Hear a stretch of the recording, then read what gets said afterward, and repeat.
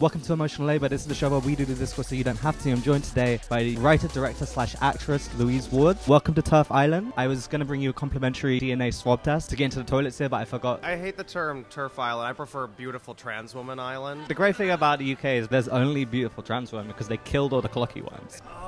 That makes sense. Clocky's beautiful. I love all trans men. Save the puppy girls. Protect the dolls. I want a shirt that says save the puppy girl. It's so easy to throw them under the bus. It's too easy to start playing respectability politics. From my work, it should be clear that I am all about bad optics. Degeneracy. Proud degenerate. As trans people, it's hard to be pro-degeneracy, but someone's got to do it. As a very public-facing trans woman, there's a way that you can bring respectability to degeneracy. We'll see tonight. We're at Dalton Superstore where Castration Movie Part 1 is going to be screened in its entirety. As Michaela measures the barrel-chestedness of her friends, thanks to a guide from 4chan's LGBT board, she's enacting the violence done to herself in the closet. She's disgusted by her past self. On that note, what do you think of Angelic Kitty Miracle Chan? And where do you think it perhaps failed where Vanessa 2 of Computer Heart succeeded? If you're making a repressor core movie, you either have to go really maximalist into the self-hatred like I do with Computer Hearts. I'm interacting directly with the object of sublimated trans feminine representation. My physical male body dies so this girl character can live. See her coming out of the computer at the end. Even as a repressor narrative, there's still this choice at the end. There's an action. Angelic Kitty Miracle Chan has created all this discourse. The fact that it is sort of this like tabula rasa. There's no story. There's not really much in terms of a point to what you're watching. So everyone brings their own baggage into it. By not making any strong artistic choices as a filmmaker, this anime opening, it doesn't really say too much other than here's the type of anime this guy's into. Great bit of animation from a Cal Arts graduate. It doesn't even have the authenticity of a repressor green text. You can tell that it's like a self-aware egg making the movie. In Computer Hearts, I'm like a subconscious repressor. There's no scenes in that where I'm shaving my legs. It's like a different type of dysphoria. I'm like pulling my teeth out, bodies transforming and becoming grotesque. Shaving your legs on the floor with the laptop. Logistically, you're gonna get hair all over your floor. It just doesn't make any sense. The WikiHow article, it just speaks to this urge as a filmmaker to do a trans 101. Almost assuming a trans person has no concept of self. That's my problem with that movie. It doesn't feel pulled from authentic experience. People can read an experience into it. Oh, I was lonely and liked anime. I made myself into these cute anime girls. I don't think that the movie itself is really pushing any of that out there. You gotta do the work on the movie's behalf. Who's your favorite filmmaker of color? Oh, jeez. Jordan Peele. Oscar winner. Nope. Satisfies everything I look for in a movie. It's not too basic of an answer. I just like a good movie, you know? Yeah. When you were writing and performing Castration Movie Part 1, you failed to realize that when Traps gets mean to Adeline, it makes me very upset. We're aware of this, which is why we're making Adeline stuffed animals. Expect that merchandise in the future, because then when Traps is mean to Adeline, you can give her a hug yourself. Thank God. That was way on me. Imagine there's going to be more of that in Part 2. Nope. Oh, great. No other actor, as far as you know, has induced lactation for a role. Yeah, I don't think so. Technically, if anyone was pregnant while shooting, but usually you wouldn't get pregnant for a role. Not directly, I suppose. Have to re-induce lactation. I had done it getting ready to shoot, but my doctor got so mad at me they threatened to cut my hormones off for doing DIY shit. So unfortunately, I'm not lactating right now as we do this interview. Your doctor's not a based biohacker. No, not even slightly. Have you seen Cyberpunk? What's the limit to putting your body on the line? For film, I heard the anecdote about a filmmaker cut his finger off for a movie and ate it.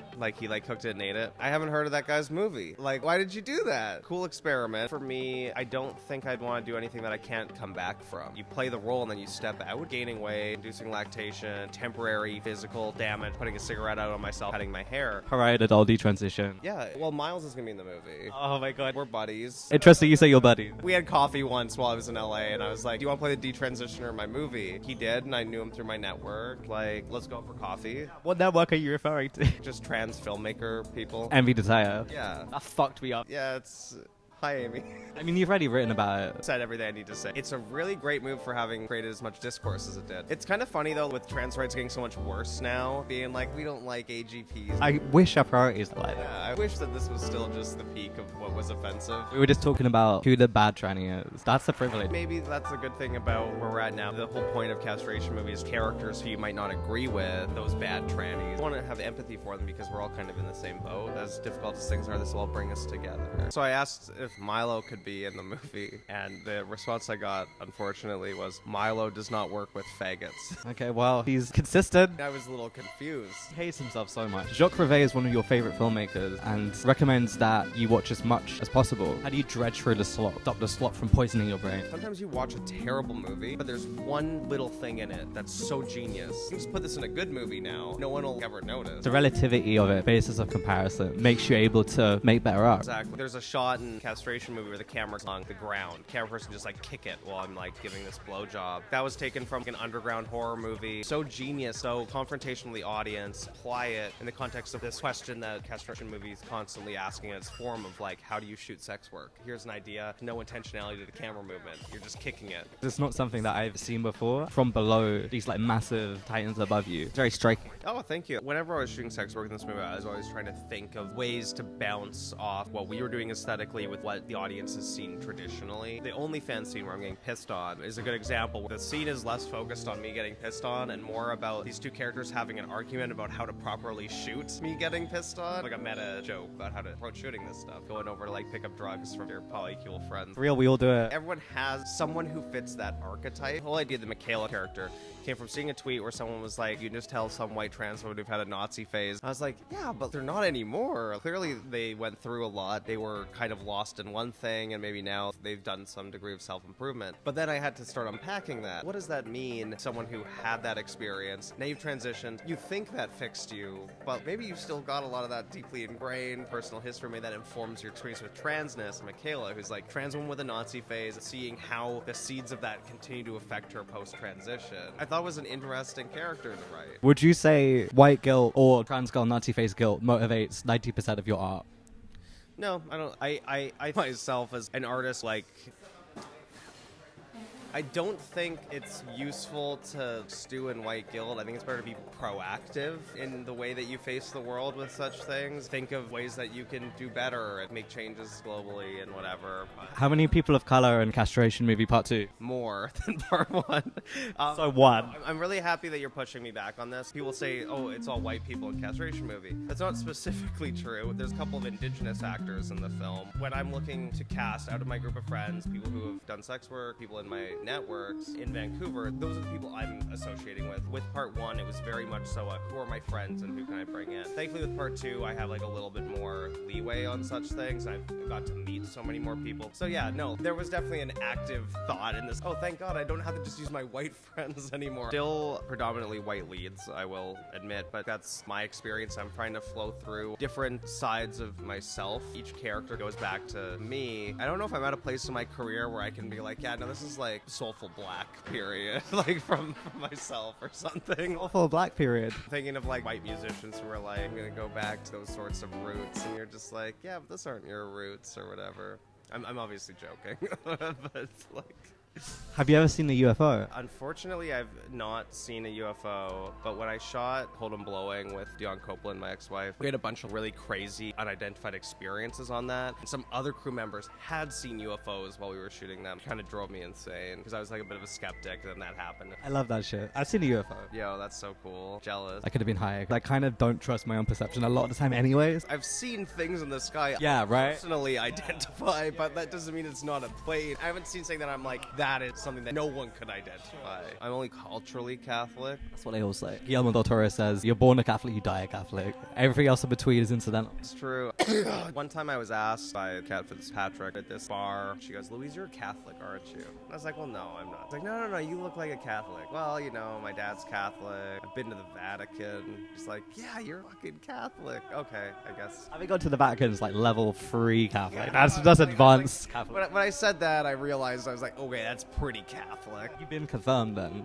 Yeah, so you've received all of the sacrament. You've done it all. Is my filmmaking a spiritual practice? For me, I would say it is. People don't know my whole career is like a psyop financed by the Catholic Church. That's most trans girls, right? Anyone successful. Do you still browse TTT every night before bed now that it's back up? Not every night.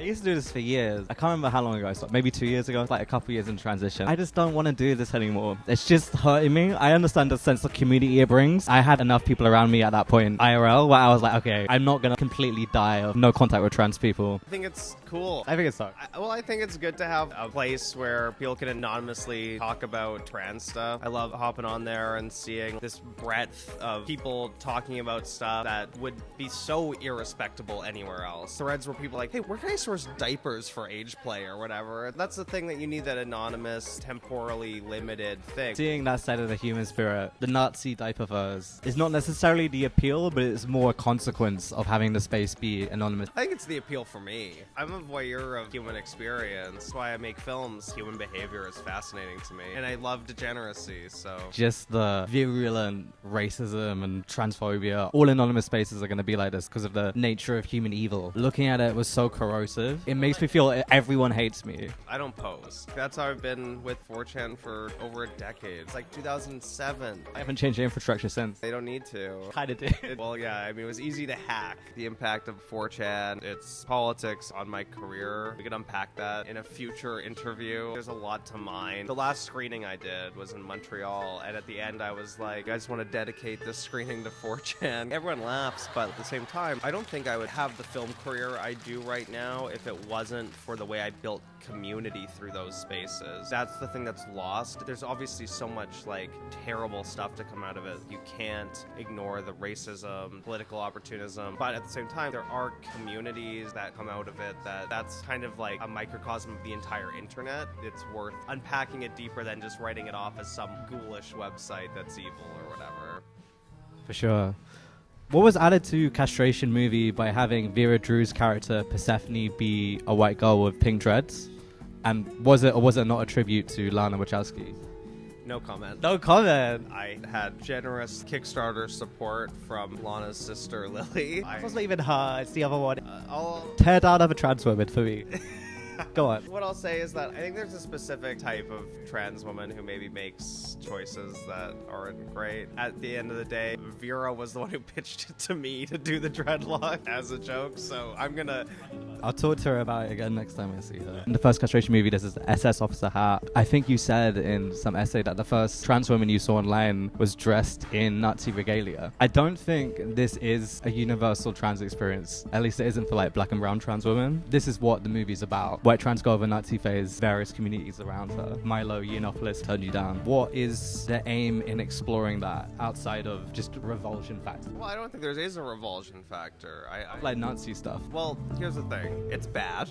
I think we can all agree. There's a revulsion reaction we have to these things. That's why it's taboo. Yeah, it's taboo. What I wanted to explore with it is, as a white trans woman who's related to this experience of 4chan pole board and self-identified trap, trans feminine person dressed as a Nazi, and I'm like, whoa, what is this? This is like fucking crazy. And You're on fire. And it gave me a really weird reaction. I'm drawn to it in a way, but it also scares the shit out of me because there's that revulsion of the taboo. But being trans is also taboo, so it's like a double taboo in this like interesting way. There's this weird pull that I recognize. The whole like, appeal of fascism is that it's self-destructive. I consider myself like a Sadian. You have to be able to experience the pain that you're inflicting on someone else. Hard, big answer for this question. The reason I think it's important to discuss this stuff is that to understand it is to be able to face it. And I think that the biggest problem we had politically in the 2010s was writing stuff off without trying to have an empathetic understanding of like, okay, what pipelines people into these spaces? Why do people get drawn into this? Also approaching it as a sexual appeal of such thing. I don't want to be shocking with this movie. It's really sincere. I want to be able to extend empathy to a trans woman with a Nazi phase or like an incel who gets pipelined into radicalism. In part 2, there's a TERF who starts as like a trans widow and then finds herself indoctrinated in TERF ideology. I do think that there is a default great amount of sympathy for the incel or for a white person with a Nazi phase, not necessarily a transgender white woman, but I also don't think that's the biggest problem of the 2010s is us coming down too hard on incels and too hard on pipelines. Yeah, sorry, I mean, I guess that's like a gross oversimplification. What I mean to say is I feel like we politically, as white people, let me add that caveat, wrote that stuff off as too fringe, and now it's in the mainstream. And I think that that's the issue I have with it, is there was an ignorance to the fact that, oh, this could grow really big by just being like, fuck Nazis, we're going to ignore it, we're not going to think about it. Now it's like people have fucking Nazi rallies in North America because of the distaste around these things. I want to empathize with like how this can get bigger, why people might go into this side of it. Thanks for letting me clarify that answer. With the movie, it is trying to tap into a lot of experiences around white gender politics. That's my experience, what I feel fit to explore. You just have to do everything with love. It all starts with loving yourself. Even if you're the most self-loathing person in the entire world, just find that one kernel of self-love. Everything else on earth comes out of being able to reflect some love inwards. Thank you so much, Louise. Do you have anything to plug? Just watch Castration Movie. Do it. Watch it. It reminded me a lot of UK Skins. I never watched it. I get the comparison a lot on the trans Lena Dunham. This is my girls. Finally, the trans girl's insane. I hope I can someday get as canceled as Lena Dunham did back in the 2010s. I think that that's my goal. That's right, Ben. What? I didn't do anything kind of molesty to my younger siblings, though, so I'll have to embellish a little bit. We'll stop the interview there. Thank you for like the best questions I've ever gotten in an interview. Emotional labor. Emotional labor. You did your damn research.